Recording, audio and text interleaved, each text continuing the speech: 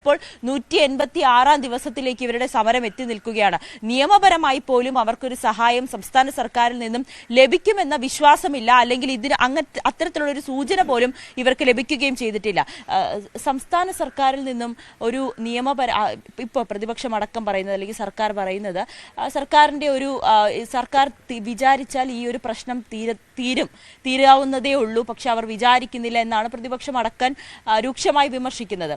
പക്ഷേ സർക്കാർ പറയുന്നത് നിങ്ങൾക്ക് വേണ്ടിയിട്ട് നിങ്ങളോടൊപ്പം തന്നെയാണ്, നിങ്ങളുടെ അവകാശങ്ങളെല്ലാം തിരികെ കിട്ടുന്നതിനൊപ്പം ഉണ്ടെന്ന്. പക്ഷെ സംസ്ഥാന സർക്കാരിനെ ഇപ്പോഴും നിങ്ങൾ വിശ്വാസത്തിലെടുക്കാൻ തയ്യാറായിട്ടുണ്ടോ?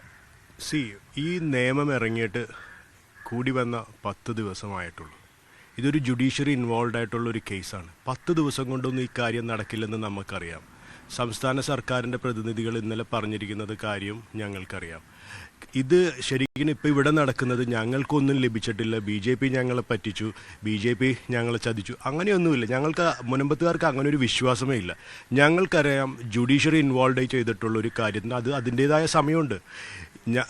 മുൻപ് സംസ്ഥാന സർക്കാർ പറഞ്ഞത് ഇപ്പം കേന്ദ്ര നിയമം മാറിയിട്ട് ഏതാനും ദിവസങ്ങളേ ആയിട്ടുള്ളൂ.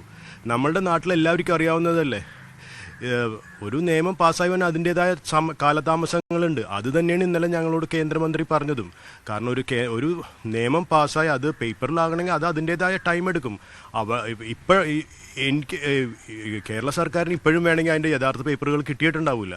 ഇനിയും ഏതാനും ആഴ്ചകൾ. ഇപ്പം ഞങ്ങൾക്ക് ഇന്നലെ കേന്ദ്രമന്ത്രി, ഞാൻ സ്റ്റേജിൽ അദ്ദേഹത്തോട് ഡയറക്റ്റ് സംസാരിച്ച് ഇറങ്ങി വന്നപ്പോൾ അദ്ദേഹം എൻ്റെ കൈ പിടിച്ച് സംസാരിച്ചിട്ട് പറഞ്ഞു 3 ആഴ്ച അദ്ദേഹം ഞങ്ങൾക്കൊരു സമയം തന്നിട്ടുണ്ട്.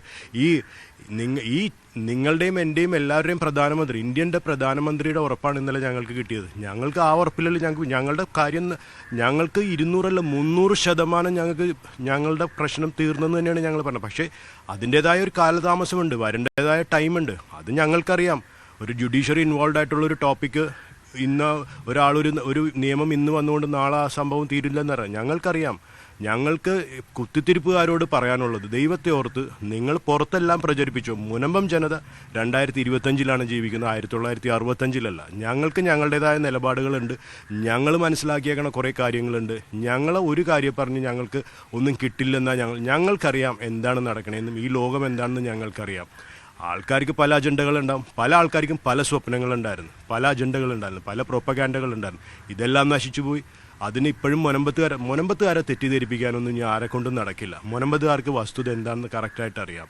അപ്പോൾ കേരള സർക്കാരിന് ഞാൻ പറഞ്ഞില്ലേ, കേരള സർക്കാർ ഞങ്ങളെ സഹായിക്കാതെ കേരള സർക്കാർ എവിടെ പോകും? പക്ഷേ അവർക്ക് മുകളിലൊരു സർക്കാരുണ്ട്, അവരവരുടെ പേപ്പർ. അപ്പോൾ ഞാൻ പറഞ്ഞു, ഞങ്ങളോട് ഇന്നലെ കിരൺ റിജിജു പറഞ്ഞു എന്താണ്, ഇതിൻ്റേതായ കാലതാമസങ്ങളുണ്ട്. ഇപ്പം ഞങ്ങളുടെ അച്ഛനോടും ഞങ്ങളോടും എല്ലാവരോടും പറഞ്ഞത് 3 ആഴ്ച ടൈം. ഞങ്ങൾക്കറിയാവുന്നത് നിങ്ങൾ ഞങ്ങളുടെ കാര്യത്തിലോർത്ത് മറ്റുള്ള കുത്തിത്തിരിപ്പുകാർക്ക് സങ്കടം വേണ്ട. സങ്കടങ്ങൾ ഞങ്ങളെല്ലാം എടുക്കുക. ആശങ്ക ഞങ്ങൾക്കില്ലാത്ത ആശങ്ക എന്താണ് ഈ കുത്തിത്തിരിപ്പുകാർക്ക്? BJPയുടെ ഒരു രാഷ്ട്രീയ മുതലെടുപ്പാണെന്ന പ്രതിപക്ഷത്തിന്റെ അടക്കം വാദത്തെ നിങ്ങൾ പൂർണ്ണമായും തള്ളുകയാണ്. തീർച്ചയായിട്ടും.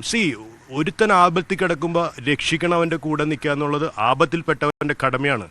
ഞങ്ങൾ ഈ എല്ലാവരും സഹായിക്കുക 10 മിനിറ്റ് 15 മിനിറ്റ് 20 മിനിറ്റ് എന്നും പറഞ്ഞിട്ട് ഇവിടെ വന്ന് ഓരോ വാഗ്ദാനങ്ങളും കൊടുത്തു പോയിട്ട് അപ്പുറത്ത് പറയും. അതായത് മലയാളത്തിലൊരു ചൊല്ലുണ്ട്, മകൻ ചത്താലും കുഴപ്പമില്ല മരുമോളുടെ കരച്ചിൽ കാണണമെന്ന്. അതാണ് ഇപ്പോഴത്തെ ഈ നിലപാട്. ഞങ്ങൾ പറഞ്ഞില്ലേ, മത്സ്യത്തൊഴിലാളികളാണെങ്കിലും ഞങ്ങൾക്ക് ഒരു ലക്ഷ്യം വെച്ച് പോകുന്നവരാണ്. ഞങ്ങളുടെ ലക്ഷ്യത്തിൻ്റെ അടുത്ത് എത്തിയിട്ടുണ്ട്. വീണ്ടും ഞാൻ പറയുന്നതാണ്, കുത്തിത്തിരിപ്പുകാരെ, ഞങ്ങൾ മുനമ്പം ജനത 2025 ജീവിക്കുന്നത്, 1965. അഭിലാഷ്, കൃത്യമായിട്ടുള്ള നിലപാട് തന്നെയാണ് മുനമ്പം ജനതയ്ക്കുള്ളത്. അവർക്കൊപ്പം ആരാണോ അല്ലെങ്കിൽ എന്താണോ അവർക്ക് ആവശ്യം അതെവിടെ നിന്ന് നേടിയെടുക്കും, അവർക്കൊപ്പം തന്നെയാണ്. അതിനിടയിൽ വരുന്ന രാഷ്ട്രീയ വിവാദങ്ങളോ അല്ലെങ്കിൽ രാഷ്ട്രീയ മുതലെടുപ്പുകളോ എല്ലാം പൂർണ്ണമായും തള്ളിക്കൊണ്ട് അവർക്കൊപ്പം നിൽക്കുന്ന BJPക്കൊപ്പം അല്ലെങ്കിൽ കേന്ദ്ര സർക്കാരിനൊപ്പം നിൽക്കുക എന്നത് തന്നെയാണ് അവരുടെ തീരുമാനം. കിരൺ റിജിജു ഇന്നലെ വന്ന്, പക്ഷെ അവർക്ക് വിശ്വാസമുണ്ട് 3 ആഴ്ചയ്ക്കുള്ളിൽ ഇവരുടെ പ്രശ്നങ്ങൾക്ക് എന്താണോ പരിഹാരം, അല്ലെങ്കിൽ നിയമ നടപടികളുമായി മുന്നോട്ട് പോകുമ്പോൾ ഒപ്പം കേന്ദ്രമുണ്ടാകും. ഇവർ ഏത് രീതിയിലാണ് സംസ്ഥാന സർക്കാർ ഇവർക്കൊപ്പം ഉണ്ടാകുമെന്നൊക്കെ പറയുന്നതല്ലാതെ അത് ഫലവത്തായിട്ടൊന്നും കാണുന്നില്ല. പക്ഷേ രാഷ്ട്രീയ മുതലെടുപ്പ് അല്ലെങ്കിൽ ഏതെങ്കിലും തരത്തിലുള്ള ഒരു രാഷ്ട്രീയമായോ വർഗീയമായിട്ടോ ഈ വിഷയത്തെ കാണേണ്ടതില്ല. മുനമ്പ നിവാസികൾക്ക് കൃത്യമായ ധാരണയുണ്ട്, അവർക്ക് എന്താണ് ആവശ്യമെന്നുള്ളതിന്റെ കൃത്യമായിട്ടുള്ള തിരിച്ചറിവ് അവർക്കുണ്ട്. ആ രീതിയിൽ തന്നെ മുന്നോട്ട് പോകും. സമരത്തിൽ നിന്നോ അല്ലെങ്കിൽ ഇത്തരത്തിലുള്ള വിവാദങ്ങളിൽ നിന്നൊക്കെ ഒഴിഞ്ഞു നിന്നുകൊണ്ട് അവരുടെ പ്രശ്നങ്ങൾ പ്രതീക്ഷ അർപ്പിക്കുന്നത്. വീണ്ടും രാഗേഷിലേക്ക് തന്നെ പോകുന്നു. രാഗേഷ്, മുനമ്പത്തെ ജനതയുടെ പ്രതികരണം പുറത്തു വരുന്നുണ്ട്. അതായത് മന്ത്രിയുടെ മറുപടികളിൽ അവ്യക്തതയുണ്ട് എന്ന് പറയുമ്പോഴും മുനമ്പത്തെ ജനത വലിയ പ്രതീക്ഷ തന്നെയാണ് പുലർത്തുന്നത്. പ്രത്യേകിച്ച് അവർക്ക് ഉറപ്പുണ്ട് നിലവിൽ കേന്ദ്ര സർക്കാരിൻ്റെ ഭാഗത്ത് നിന്ന് അനുകൂലമാകുന്ന സമീപനമുണ്ടാകും.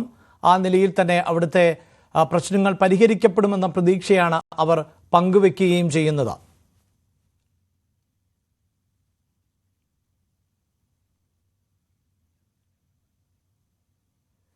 രാഗേഷിലേക്ക് വരാം. മുനമ്പത്തെ ജനത ഇപ്പോഴും പ്രതീക്ഷയർപ്പിക്കുന്നുണ്ട് വഖഫ് ഭേദഗതി നിയമത്തിൽ എന്നുള്ളതാണ്. കഴിഞ്ഞ ദിവസമായിരുന്നു മന്ത്രി കിരൺ റിജിജു സമരക്കാരെ അടക്കം സന്ദർശിച്ചത്. മറ്റാരും തിരിഞ്ഞു നോക്കാത്തപ്പോഴാണ് കേന്ദ്രമന്ത്രി എത്തിയത്.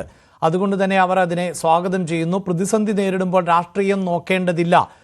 അവർക്ക് ആരാണോ സഹായമായി മാറുന്നത് ആ സഹായം സ്വീകരിക്കുക തന്നെ ചെയ്യും എന്നുകൂടിയാണ് മുനമ്പത്തെ ജനത പറയുന്നത്.